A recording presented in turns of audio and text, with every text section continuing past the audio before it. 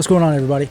Today we're going to dive into part one of a mix breakdown. We're going to take my most recent Bogren Digital Contest entry that I did for their Trivium Amp Knob series, and we're going to break down the mix piece by piece so you guys can see what I was doing. Today on part one, we're going to start with the mastering and the 2-bus processing. A lot of people will not show you their mastering chains and things like that. I don't really care. Most of it's going to consist of the SSL Native plugins. So if you guys aren't using the SSL / Slate Digital bundle to mix with, man, you guys are missing out. It's like $14.99 a month, and you get everything that they've got and everything that they release in the future, plus updates and all that stuff. So it's a really wild time. So without further ado, let's dive right into Logic Pro X, and I will show you guys how I am mastering my songs. Alright, so here we are in Logic. These are all the tracks. We'll get into those in some later parts. What I want to get into, right here, let me pull up my mixer window, is the master bus and the 2-bus. So what I've done is I've turned off the 2 plugins, which is a K-Clip 3. Have you ever had a dream that you had? Jesus. K-Clip 3 from Kazrog and Ozone 10 from Isotope.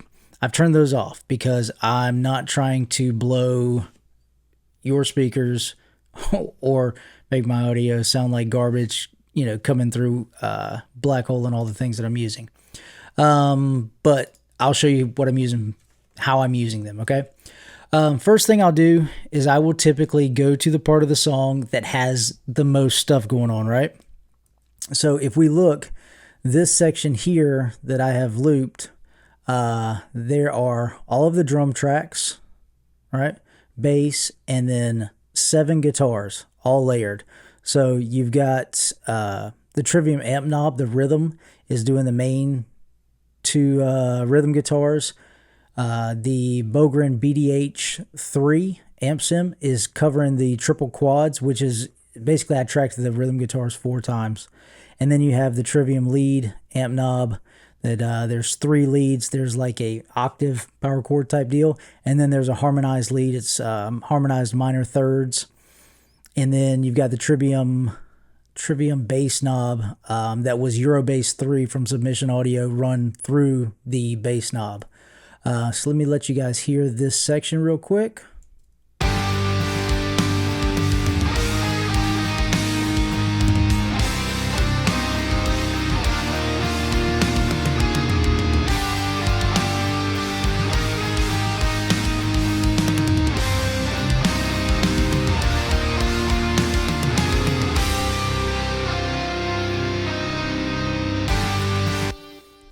So that section has the most going on, right? So that's probably going to be the loudest part of the song.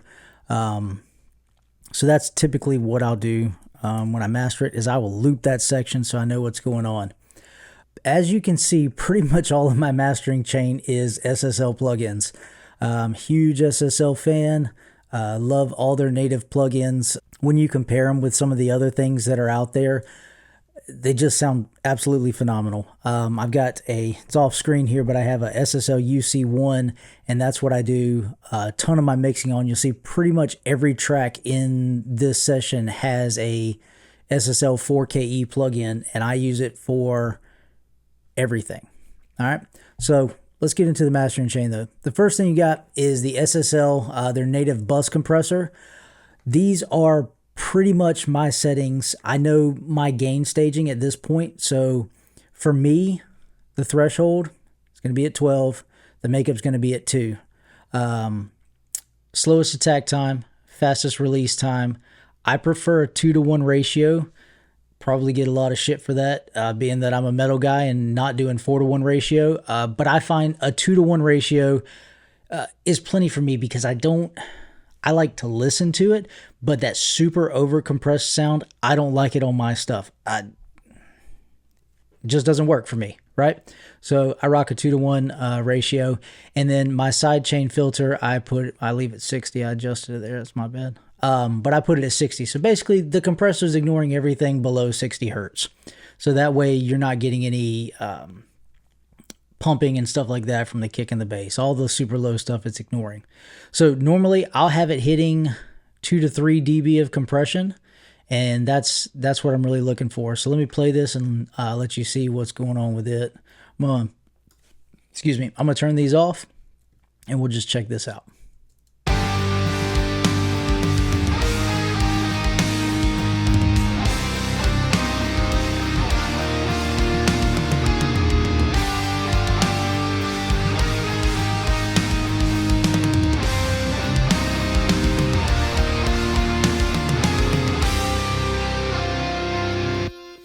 So it's closer to 2 dB on this track, which is fine because it does peak at some points and go into the 3.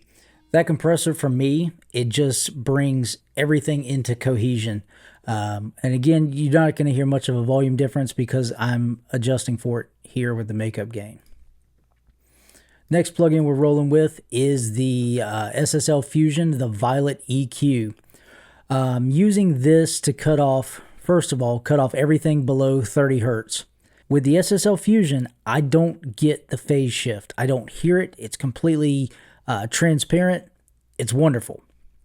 So I'm cutting off everything below 30 hertz. At 50 hertz, I'm doing a 1 dB boost here. So these two knobs match together. So whatever you set this to, you can boost or cut here. And then on the high end, at 12K, I'm boosting 1.5 decibels. And I will pretty much leave this there. I know that I definitely need that dB.5. Sometimes, because I tend to mix dark, I will even add in a mag EQ and boost what they call the air frequency. So around like 20K, I'll boost that 1 decibel to 1.5 decibels. So let me play it with this on and turn it off for you, okay?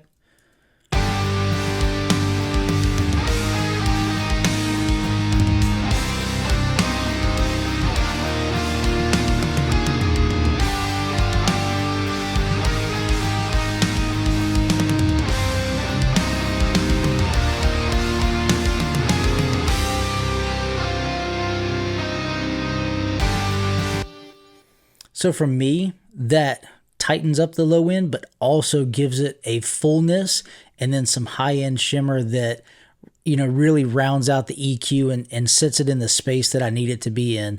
The way I'm doing things now, I just like to go straight into my compressor. I'm trying to do, kind of limit the number of buses that I have and really just put everything into that compressor, so that it does what it's designed to do and glues the mix together.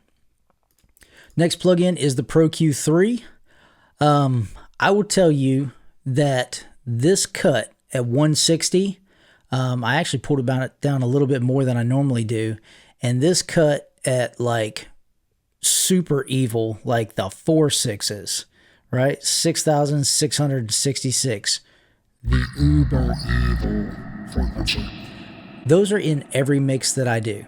I will take and I will notch out those two frequencies because there's mud at 160 in every mix I've ever worked on, and there is high-end fizz in every mix I've ever worked on right about here. So that lives on my mastering EQ. Now these cuts here at 470 and at 708, those are done specifically for this mix. And that's to pull out some of the honky frequencies in the mid-range that build up as you add and stack elements, right? So let me play this, turn these off and on, and then let me solo these frequencies for you so that you can hear what's going on.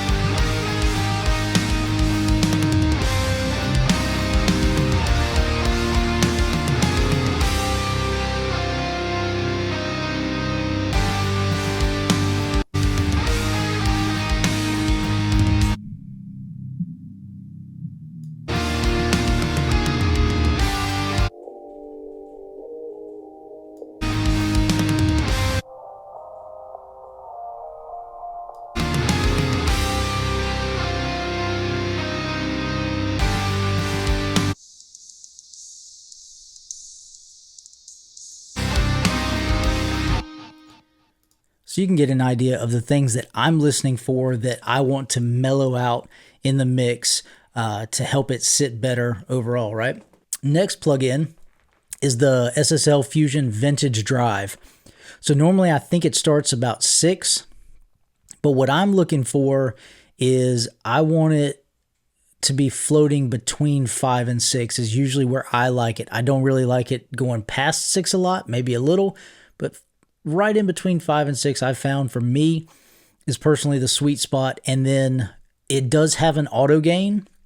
You can utilize that. I tend to try to do it by ear. So I know if I'm hitting between 5 and 6 on the Fusion Drive, then I need to pull it down about 4 decibels. So here's this.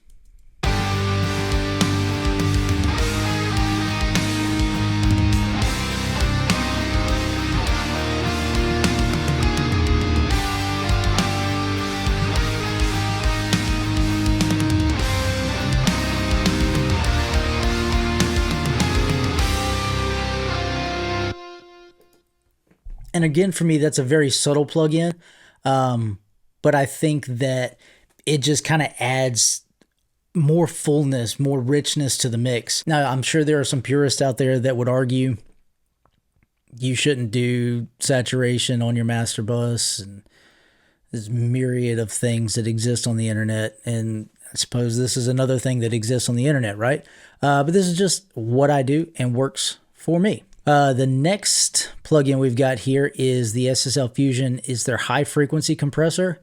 What I do with this is I use it as a snare compressor, right?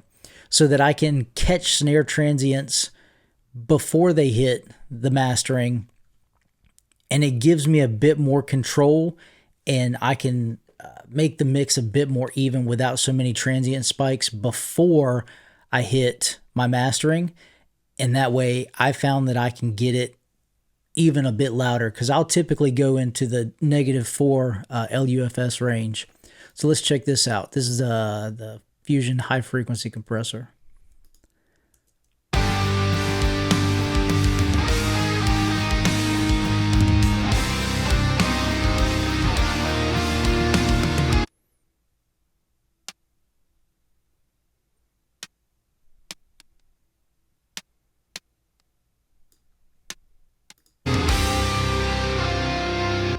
So you can hear there, it's like the snare and the first tom are really what I'm leveling out with this. Did no output trim, no input trim, and I left these at default, I believe. So I'm not pushing into it, and we're looking around 6K. So it's the high end of those that we're really, again, being a high frequency compressor, we're looking at the high end of those and leveling out those transients. Next, the stereo image. This plugin can get freaky with it, okay? Like real freaking naughty. This thing can get wonky if you go way too far with it. Obviously, it's an imaging plugin, right? We're altering the stereo image and how far it's going to the perceived image and how wide it's going to be and things like that. But this thing is dangerous. Be very careful if you're utilizing this plugin. So let's play, and I'll show you kind of what I'm listening for, right?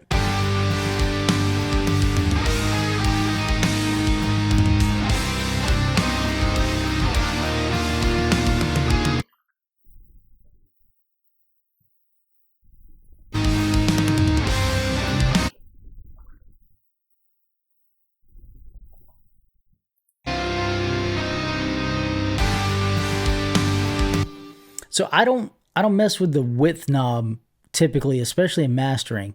Now the space, how do I describe this? Your width to me, right? So you typically will have your guitars, your rhythm guitars, panned hard left, hard right, and that width is pushing the boundaries of those being hard panned to almost where they sound like they're behind you in a manner, right? The space to me seems like the room that the mix is in, or the room that everything's being played in. So I will widen that a little bit and I'll solo the sides and I'll listen to these frequencies.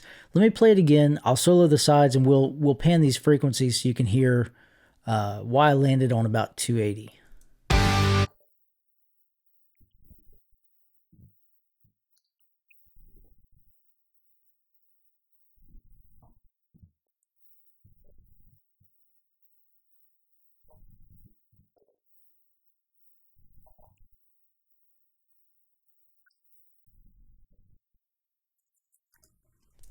See, to me, if you go too far into the high end, it gets really, really, really wonky. And then if you bring it into the lows, it gets super, super muddy. But for me, 280 was about the place that it sounded the most distinct and there was the most clarity. And then I just increased the space, right? Like the room area, or what I would imagine as the room, by about a decibel. And the next is the SSL Fusion Transformer. I think this may have been the last plugin that SSL did in the series. I can't remember. I just know that there were mixes prior to this that I didn't have the transformer, which makes me believe it was the last one, right? I literally just put this on and turn it on. I don't adjust it. I don't do anything because in my head, right, we've gain staged into the mastering, and then as we've mastered, we've gain staged. So I don't feel that I need to push it, and I don't feel that I really need to pull anything out of it. So let's turn this off, turn it back on, let you guys hear what it's doing.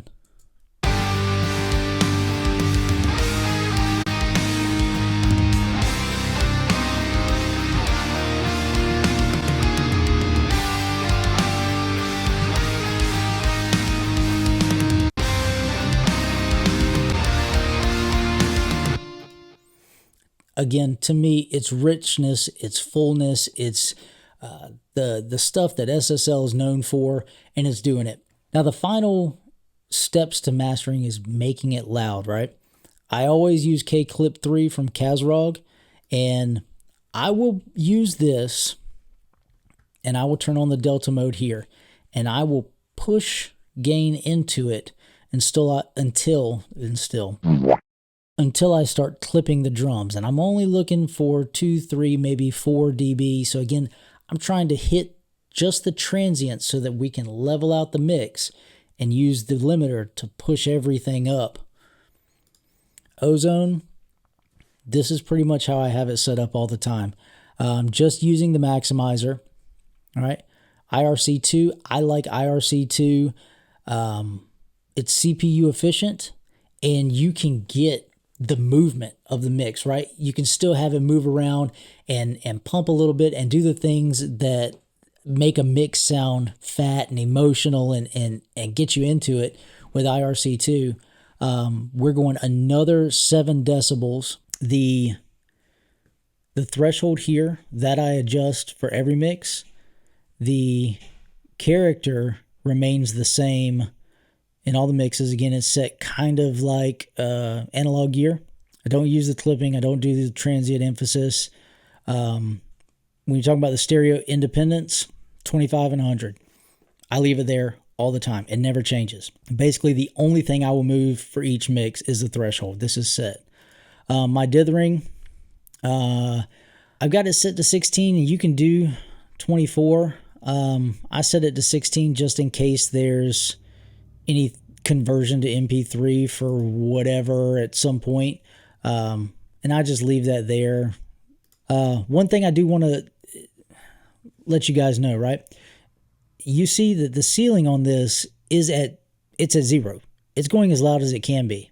And then I will pull this fader down, this master fader, to 0.3, negative 0.3. That is enough that streaming services will not alter your mix. They may turn the volume up or down.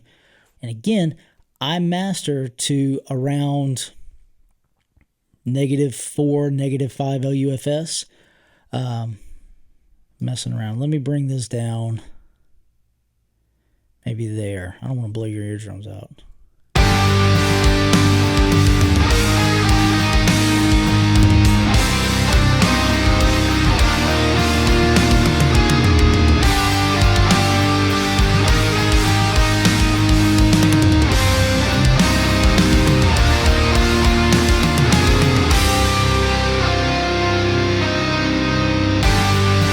All right, so this is your short-term LUFS is what you're seeing.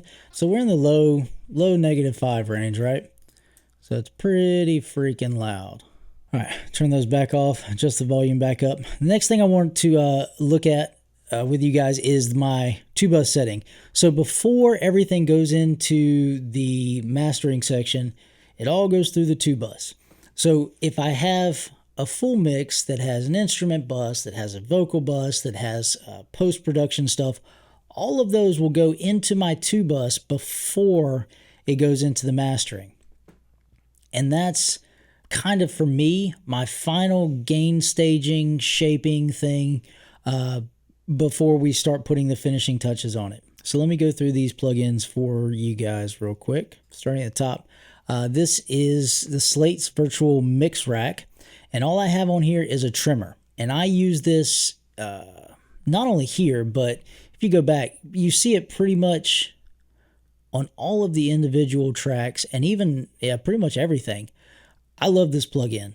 It's literally nothing but a gain plugin, or as it says, a trimmer plugin. But I know that if I am primarily around this +1 mark, occasionally to the +2, I know that my gain staging is good, right? So I'll do it on individual tracks. I'll do it on buses. I know that that is the sweet spot, and I'm good gain staging in that way and then adjusting levels. This track was, and most for me, I'm bringing back about 4 decibels. So let me play this section and let's see where it's at.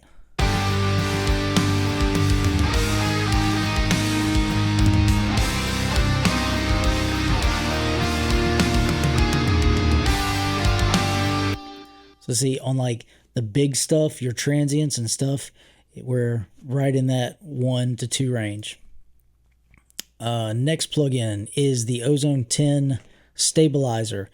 I have it set to the rock setting.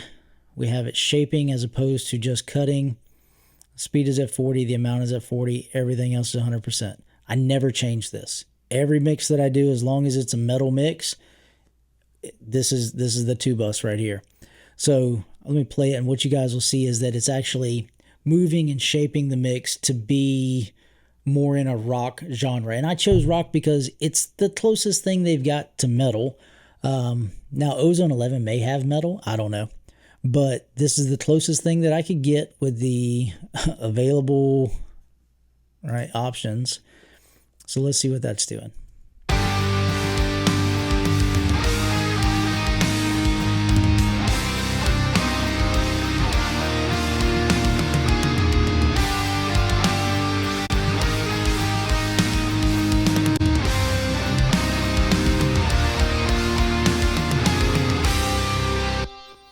And it's doing exactly what I would personally want.